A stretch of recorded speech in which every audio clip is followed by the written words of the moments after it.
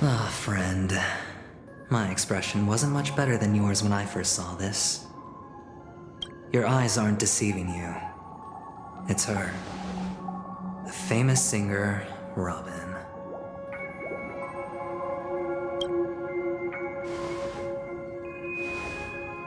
Well, first of all, can I just say that this had nothing to do with me? I'm just an unlucky bystander here. The family can testify for me. If you don't believe me, just ask anyone in the Bloodhound family. They hate me and they hate the IPC, so they'd never lie. This is not where the crime happened. What I showed you was a memory. The most basic light cone manifesting tech, authorized by the Garden of Recollection and owned by the IPC. Did you really think the Galaxy Rangers were outsiders this whole time? Penacony has made a solemn commitment to protect the safety of anyone inside a family dream. Any person in distress will be forcibly awakened and safely returned to reality. What gives them the confidence to make such conclusive statements? Because behind this promise is the harmony.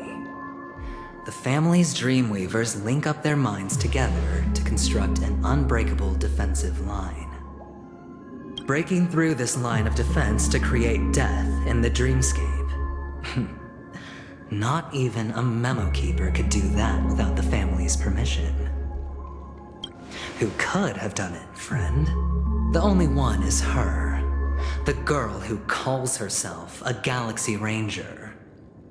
An imposter. An unsought guest.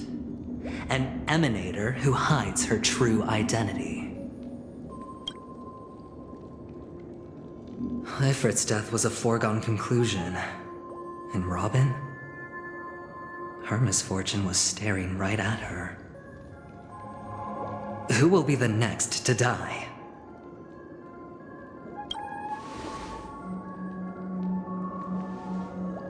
It's fine. Listen to your gut.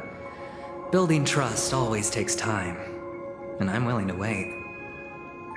I just hope you realize that wherever that legacy is concerned, covert plans are already underway throughout Penacony. Everyone's got their own agenda. Careful you don't get stuck on the wrong side. If I were you, I'd keep my distance from Acheron. After all, any schemes out in the open are always going to be better than a monster in the shadows, right? Who's to say there isn't an even deeper conspiracy lurking beneath the surface? Memo Keeper, I think our little deal is finished. Aventurine is telling the truth. This memory is a real one, and there's no sign of any distortion grafting on.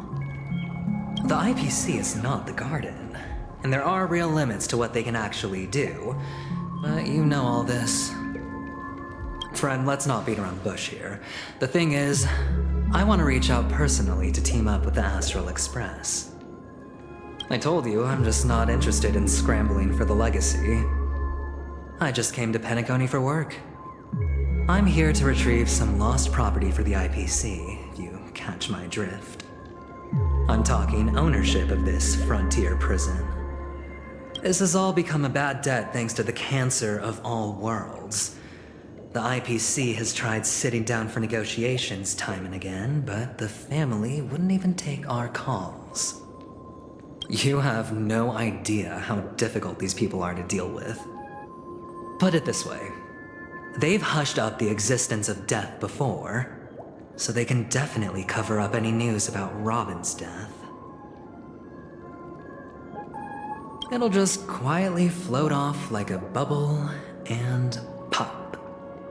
Nobody ever being the wiser. That's not fair, right? So then, friend, I need your help. I have but only one goal. The family's front door is like a high wall, and to tear the whole thing down, I'll have to dig out a few chunks first. Once I find a weak point, the IPC will have plenty of means. Now we have our chance. So long as we can get to the truth behind her death, we can have justice for Robin. While also gaining a valuable bargaining chip for bringing the family to the table. Truly a once-in-a-blue-moon opportunity. I've been investigating and making lots of friends all over Penacony precisely for this very moment. This tragic news would be extremely bad for the family, so they'll be doing everything they can to stop it leaking, especially to the IPC. But I trust that there are still a few factions that remain exceptions, and that's why I need you all. The reputation of the Astral Express precedes you, and the Harmony will give you the fairest of appraisals. You get to find out really what happened and seek justice, and I get to put it toward completing my mission for the IPC. It's what you call a win-win situation. Don't worry, just head back and talk things over with your companions. That navigator is really smart. She must understand the value of this deal. Look, here's my contact details. If you come to any conclusions, call me. Oh, and take this. A thorough investigation can always use a little more funding. Don't mention it. So long, friend. I really am looking forward to uncovering the truth about death with everyone. Aventurine just sauntered off. He really doesn't mean to force it, but something still seems off. What now? What are your plans? Black Swan. What is she thinking?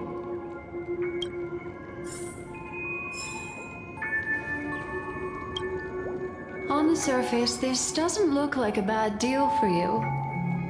But Aventurine is a shrewd merchant whose scheme won't just be as simple as it appears to be. He doesn't know about Miss Firefly yet, but judging by your reaction, he may have noticed something going on and deliberately shifted topics to the truth of death to try and pull you in line with his way of thinking.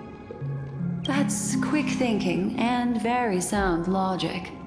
Aventurine is no fool, and working with him definitely has its dangers.